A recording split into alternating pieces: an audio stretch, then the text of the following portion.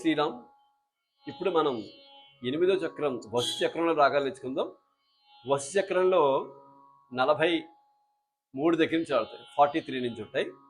ఈ వస్తు చక్రంలో 43 43వ రాగం.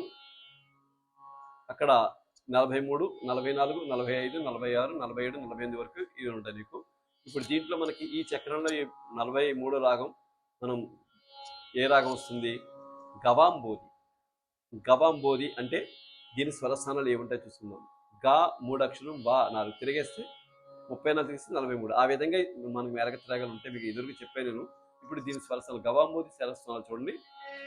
సా షడ్జమం, సుదర్శమం, సాధారణ గాంధారం, ప్రతిమధ్యమం, పంచమం, శుద్ధదేవతం, శుద్ధ నిషాదం, సజ్జమం. దీని ఎలా పాడాలి? సరి మాకి ప్రతిమధ్యమాలు కాదు. సరే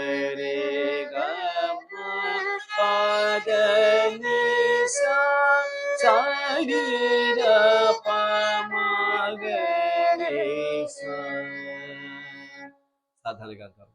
తర్వాత రాగం భవప్రియ.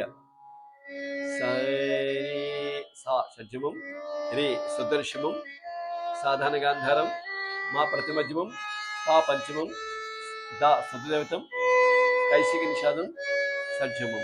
ఇది ఎలా పాడాలి? సరే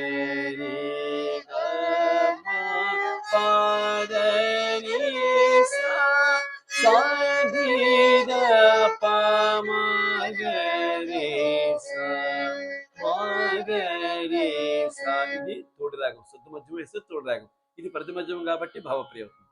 నెక్స్ట్ రాగం 45 శుభ పంతువరాలి. పంతువరాలు పేరు చాలా ఉంటాయి. ఇది శుభ పంతువరాలి. దీంట్లో సజ్జమం, సుదర్శమం, సాధారణ గాంధారం, ప్రతిమధ్యమం, పంచమం, శుద్ధదేవతం, కైశిక నిషాదం, సజ్జమం. కాకలి నిషాదం, పంచమం, శుద్ధదేవతం, కాకలి నిషాదం, షడ్జమం. దీన్ని ఎలా పాడాలి మనం చూద్దామా?